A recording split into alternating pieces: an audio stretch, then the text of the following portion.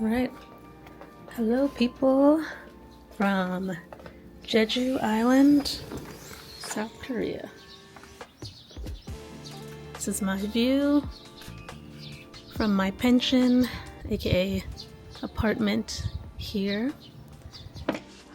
So yes, I'm here on this gorgeous island of Jeju in South Korea. I'm actually nearing the end of a 9-month trip around Asia. And yeah, I'm having some feels, but I hope you can hear me. In time, I will be sharing about all of the experiences I've had, all the different countries I've visited, and I'll have some helpful tips for you, for anyone who's planning to travel to any of these countries or who wants inspiration to, finally leave that job, responsibly, of course, and travel the world yourself. I skipped the intro. Hello, fellow travelers and those interested in traveling more. Welcome to my channel. I'm Brittany, aka Whimsically Britt, and my motto is, come with me if you want to live. So I'm an American, a U.S. citizen who quit her job in October 2024 to pursue full-time travel and travel planning / consultation services. I've traveled to 43 countries so far as of this video. So if you're interested in traveling, especially to any places that I've been, feel free to visit my website at www.whimsicallybritt.com and hit me up, contact me, and we can get your trip planning started. So like I said, I've been traveling. It's been now 8 months, and during that time, I've had the pleasure of staying with a friend in Kolkata, India, not once, but twice, and collectively for 6 weeks total, living with her in her apartment, living like a local, just getting that true experience, and it's been amazing. Now, that being said, India was a huge culture shock for me. Like, I would say maybe the biggest or second biggest, comparatively with Japan. Japan had been the first Asian country that I'd ever visited back in 2017, and if you've been to Japan, you already know what I'm talking about. But India also has that culture shock. And so I'm making this video to share 10 things that personally surprised me about India. Now, first, let me preface by saying, of course, I cannot say that everything I'm saying applies to the whole of India. I just told you I've only been to Kolkata. And nor am I saying that these only apply to India. All right? Okay? All right, so that being said, let's move on ahead and talk about these things. And yes, I have some notes here because I don't want to forget anything. Okay. So the first thing that surprised me is that you could pay for Uber using cash. So in the US, that's not possible. But once you get to India, the app will update and allow you to select cash as an option. In my previous video, I also shared that there are other rideshare apps in Kolkata like InDrive and Whimsically, and those also take cash. And they're also cheaper. But I am told that the safest route to go is Uber. And part of that, I believe, is through my experience, is that sometimes the drivers will ask for more money mid-ride, which can get uncomfortable, right? So when it happened to me, I did accept. I mean, it might have been like 100 rupees or something, but it's the principle, right? So at least if you're paying with card, they can't ask for more. So that's up to you. If you don't want to have to haggle and pay more and, I don't know, potentially get kicked out of the ride or something. Don't know. Don't want to find out. The second thing that surprised me is that for many services, before you start the service, you need to supply a one-time passcode that they'll send to your phone. You guys exchange that before you start the service. So that includes like the Uber rides, even like receiving an Amazon package, or getting an at-home service. There's this one company called Urban Company where you can hire people to come and do anything, clean a ceiling fan or, do an at-home massage, which I did a couple of times. We're gonna get to that though. But yeah, you'll give the one-time passcode, and I think it's a form of protection for both parties involved, right? To make sure that no one's lying about receiving the service and that no one takes your packages or your Uber ride, right? All right, third thing that surprised me is how far the US dollar actually went. Now, I know I've heard many times that's the case, but it was just very shocking to see for myself. So like that Uber ride from the airport to my friend was about an hour long, and it cost me about like $6 or $7 US. The at-home massage that I mentioned before cost me like between 11 and 15 US, and this was for like a 1 hour oil potli massage. She did a fantastic job, and they also bring like disposable clothing, and she played Zen music and everything, and this is like in the comfort of your home.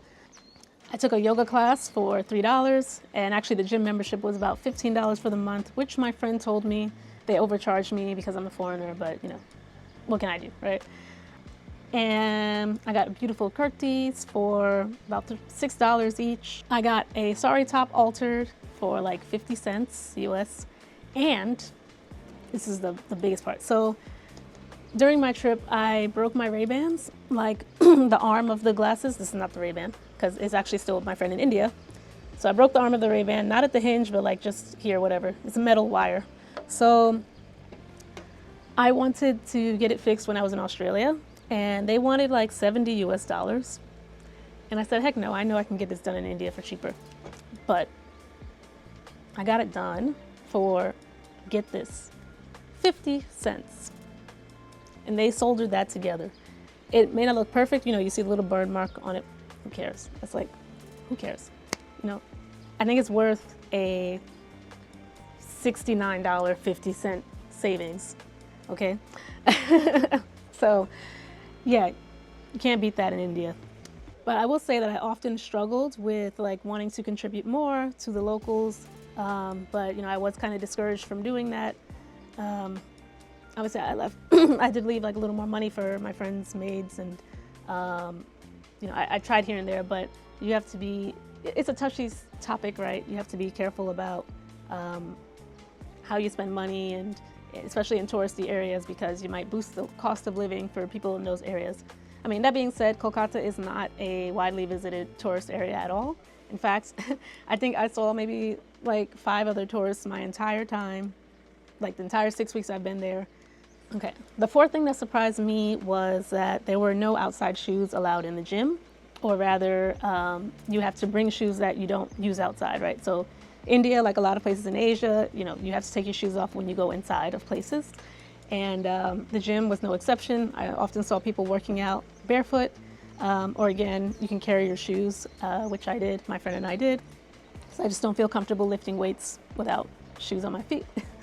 All right, number 5, and this is gonna sound maybe a little funny, but the huge selection of foods and dishes in India that I didn't know about. In my experience and living in New York City, I have quite a bit of exposure to a lot of different cuisines. And, you know, I always saw the same thing with Indian food. It was like, you know, butter chicken, chicken tikka masala, chicken curry, goat curry, naan, samosas, paneer, cheese. I love cheese. Saag paneer, palak paneer. There's a spinach cheese. It's my favorites. But yeah, but what I've learned is a lot of what we get in the US comes from the northern regions of India, specifically like Punjabi cuisine. Could be wrong if you want to correct me if you're from India and you're watching this. But those are the things that we see in the US. But India is huge and extremely diverse, you know, culturally, ethnically, and there are plenty more foods. So I'm actually going to look at the list, because I did create an Instagram reel about this. And I just wanted to read off some of the foods that I had that maybe you let me know if you've heard of these or if you've had these. All right, so you have mishti doi. All right, so for breakfast this morning, my friend has gotten me some yogurt. She's going to explain why it looks like that. This is called mishti doi. It's very popular in Bengal. It's made with caramelized sugar and yogurt. It's a very, very popular dessert here in Bengal. So I hope you enjoy it, Brittany. Thank you. It comes in this clay pot. Yeah. So you buy it in the stores just like this. Yeah. Freshly made. I found it to be so good. It's a lot thicker too. Had kachori. Kachori is a savory stuffed breaded pastry served with potatoes curry or curry potatoes. Paratha. Paratha, not to be confused with naan. Naan is soft and cooked in a tandoori oven. Paratha is flaky and it is pan-fried in ghee. Kati roll. It actually originated in Kolkata, and it is basically meat kebabs that are wrapped in paratha. Very good. Momo. So momo is a popular Tibetan street food, and it looks similar to like Chinese dumplings, and this is very popular in Kolkata as well. Mutton. So India, I think they worship the cow, or they find the cow sacred. They don't eat cow. So everywhere you will find lamb burgers, which I think is fancy. Because in the US, or at least when I was a kid, if I were to have like lamb chops, that was like a special occasion because lamb chops are more expensive than like ground beef and such. So yeah, there's like mutton burgers everywhere. Or chicken burgers. They call them chicken burgers versus like how in the US we call them chicken sandwiches. Yeah, like even at fast food places, you'll find it like at Burger King, lamb. Cool. Amongst other things. Oh yeah, the fast food. Let's go to the fast food. You'll find like the fried cheese paneer, but like fried paneer sandwiches with the fried veggies. So the bottom patty is melted cheese, and the top patty is like fried vegetables. Just tons of different stuff. Puchka is another popular street food. It's like a deep fried, round, crispy pastry, like a hollow shell that they'll fill with like chutney water, like a spiced water. Oh, and then this. So this is actually a dish from South India, and so now I'm very excited to like explore more of South India because this was actually like my favorite thing that I ate in Kolkata. Sorry, Kolkata. But masala dosa. South Indian food basically. Here we have dosa. It's a South Indian dish. Inside it there is something I saw. What is that? Oh, what's that inside? It's potato stuffing. Potato stuffing. Very interesting. Looks good. So this is a crispy crepe made of lentil batter, and it's served with like a flavorful spiced potato curry and chutney and lumbar, which is a lentil stew. Oh my gosh, it was so good. So I had my first one at this place called Banana Leaf in Kolkata. Absolutely delicious. And I had it again at another spot, but I'm telling you, man, that was my favorite thing, and I wasn't even hungry when I had it, and I ate that whole thing. And then, of course, you have some things. I don't know if you've heard of lassi. I kind of forgot about lassi until I went, and I'm like, oh yeah. So it's basically a thin, drinkable yogurt. You'll see mango lassi is very popular. And then chai, masala chai. Chai means tea. So when you say chai tea, you're actually saying like tea. But I know in the West, when we say chai, we mean like Indian black tea. Number 6. So I know this is gonna sound crazy. Don't attack me. Don't cancel me, please. I'm just sharing my experience, okay? So I was surprised to see such a wide variety of skin tones. Now, let me show you a meme that I saw on Instagram like just the other day. So this is actually perfect.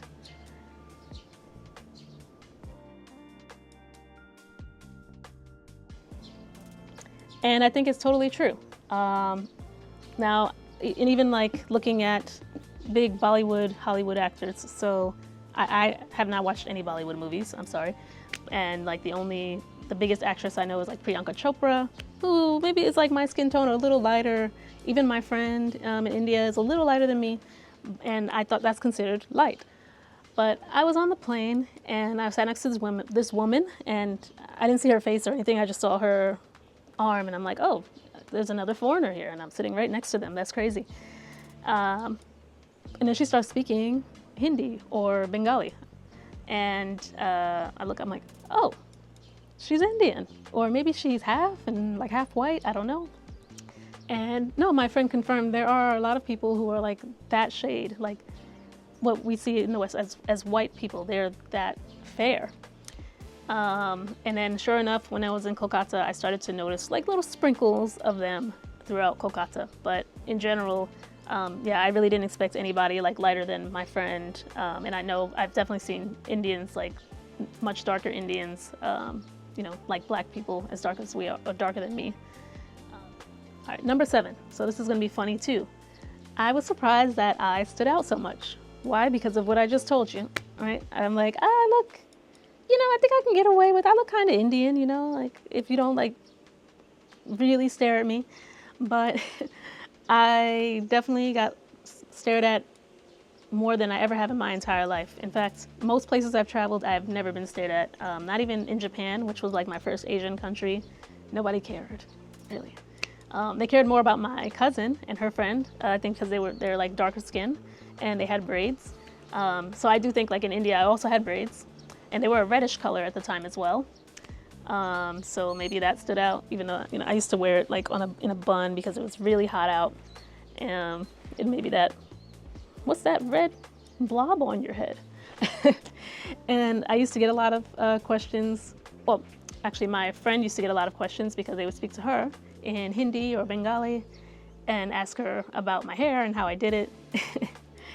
And I even, at one point, one of my friend's maids, I was like laying in the bed and she was cleaning or whatever. And she's cool, she's nice. But she didn't speak any English, so it's mostly just like smiles and everything. And I remember she came and she like said something, she pointed at my hair and then she like grabbed my bun. And I was like, and you know, I think I'm pretty easygoing, to be honest, maybe a little too easygoing. I was just mostly shocked. And I think my friend told me that she asked like, do I take it off at night? Honestly, if you're traveling around Asia as a black person, especially, it's not for the weak. It's not for, if you're somebody who gets highly offended about everything, don't do it, okay? Because the standards, like, and what they're exposed to, it's, you know, it can be quite different, and just how they react to things, right? But I did get really uncomfortable once. So this was when I went to Eco Park. So Eco Park is like an hour outside of Kolkata, and it has this, it has like a lot of different areas, and one of them is called like the 7 World Wonders, and it's really cool. You should check it out if you go to Kolkata. And I went by myself because my friend was working, and yeah, a lot of people stared so hard to the point that I started getting angry.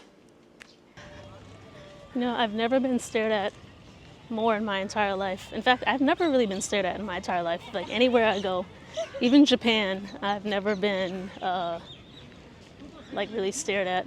And I feel like everywhere I go here, I know it's my hair, but I don't know, it's just very interesting. And I don't like it. I don't like it. I see why people make a big deal when they're getting stared at. That video doesn't show my anger, but I was angry, I swear. I'm like, stop looking at me. But yeah, I've heard stories from like other, you know, black people, how they get stared at, and it never happened to me until India. And again, I'm shocked that it happened in India because, again, I go around Asia, nobody does this to me, except in Vietnam. I had a similar experience in Vietnam, also at a theme park in Dalat, where like this couple in front of me, they're probably like teenagers, early 20s, and they like turn around and they're like snickering and stuff, and I was fuming. In fact, I started to tear up too. I'm like, oh, why are they making fun of me? And it's not funny, actually. I really felt bad. I also have my hair out like in an afro. Oh, and also in India, this man and woman on like a bike or whatever went past, and then they stopped in the street, turn around, look at me, and then start giggling and stuff. And I'm like, and I didn't have braids at the time. I had like my natural hair in twists. And yeah, it just doesn't feel good. But anyway, all right, number 8. So this might specifically be for Kolkata, because again, I've only been to Kolkata, and I haven't really heard of many tourists going there before me, but I was very surprised at how modern the city is. Don't come at me, y'all. Okay, again, no exposure to Kolkata, right? Everybody goes to like Delhi and Jaipur and everything. But the crazy part is like, so they have a metro system. I'm surprised, but they had a metro system before Delhi or before Mumbai. Delhi was 2002, Mumbai was 2014. I just looked this up. Kolkata's had theirs since like 1984, I think. Yeah, so they had the metro. They have tons of adorable cafes and rooftop bars, like really elegant, lovely rooftop bars. I also learned like coffee culture is new to Kolkata, right? So in Kolkata, I saw a lot of like small masala chai shops, like people just sit on a little bench, a little plastic stool on the side of the road and have some masala chai in the evenings, which I couldn't really do because I'm very caffeine sensitive, but I did it a couple of times to participate. But yeah, chai culture is very big there, but the coffee culture is definitely booming, especially in the more, I guess, affluent neighborhoods. You'll have the very nice, fancy coffee shops. Inside, okay. This is so lovely. This little bridge.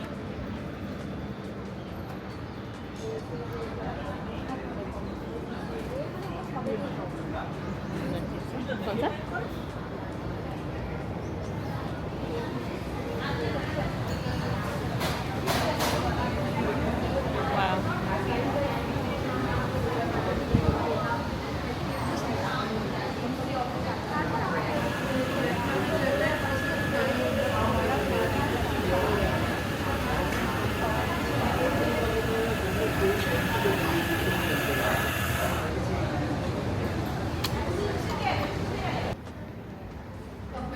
Can we go up there?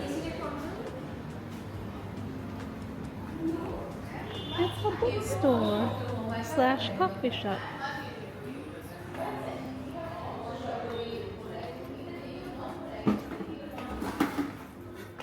Yes.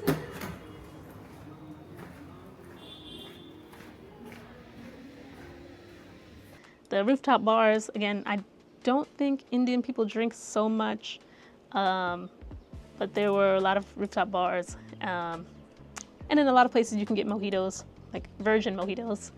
But yeah. There was a new residential building called the 42 that had just opened up. It's the tallest building in Kolkata, so everybody is very excited about it. Like all the taxi drivers would tell me about it, my photographer, everyone wanted to talk about it. And I actually wanted to try to get a tour for you guys. I emailed them, but I haven't heard back. But I'm going to try again because I am going back to Kolkata one more time this summer. I don't know if I'm gonna live because I'm here in Jeju dying in the sun right now. And it's so humid. But anyway, yeah, I'll try to get that tour, and if I do. But yeah, I also love the blend of these like modern elements with like classical Kolkata, right? The Victoria Memorial is built for Queen Victoria during the British Raj. The classic yellow ambassador cabs, which are sadly, supposedly being phased out this year. When I went back, they were still there. But yeah, they're pretty bad on like gas and the environment, so they're being replaced with these hideous, more efficient cars, but you know, you gotta save the environment. Wish they could just make them look a little cuter, right? Try to stick to, I don't know why they made this decision, this design decision, the way it looks. And yeah, and like Prinsepghat, which is a nice area. It's been featured in a couple of Bollywood films, supposedly or apparently. And you can like ride boats there. There are often festivals there, and I did do part of my photo shoot there. So that's how I learned about it. Number 9. I was surprised that I needed an Indian phone number to do a lot of things, and this is actually quite common around Asia, I've found. But connecting to Wi-Fi is pretty difficult to do, like public Wi-Fi, if you don't have an Indian phone number. So upon landing at the airport, I have T-Mobile, so I get 5 gigs of international data per month. So that was good enough to get me an Uber ride. But I think if you are able to get a SIM card or something at the airport, that's a good idea. Or I've heard that you can get someone to assist you once you get there, so you can catch an Uber or something. So yeah, guys, you can connect to the internet. Just need to go to this desk. You know, I'll do it even though I have service, just to, you know, just for anybody who needs the help. Okay. All right, I don't know if it's because it's too late at night, but the guy was gonna connect me to his hotspot. So yeah, don't know about the internet. He said no, not possible. So yeah, when you're in town, maybe get that SIM card because it is pretty affordable. I used my friend's plan, like one of her plans, and I think it was about like $3 or $5 for the month for unlimited data, like prepaid. So, or maybe postpaid, either way. And number 10, I was surprised that Diwali is not the main attraction in Kolkata or West Bengal. So in the state of West Bengal during Diwali season, they actually celebrate Kali Puja. So when I was there, we were doing a lot of Kali Puja stuff. But the big celebration there is actually Durga Puja, which happened a couple of weeks before Diwali, before I got there. And I think it's like maybe a multi-week event. So I just missed it, but that's okay. I'll have to go back someday, and I will be back as long as my friend is still there. But yeah, that's it for me. I can't believe I lasted out here. But I'm definitely going to take a shower because I actually have a flight today to my next country. So I've been in Korea for a month, and it's bittersweet. Jeju was definitely a nice way to finish, and I highly recommend coming to Jeju, side note. But anyway, if you watch this video, do any of these resonate with you? If you've been to other parts of India, or maybe you've been to Kolkata, and anyone who's from India or Kolkata, thank you for staying and watching. And if you have anything to share, any corrections to make, please, respectfully, of course. I'm doing my best to share what I learn and just the things that I've experienced.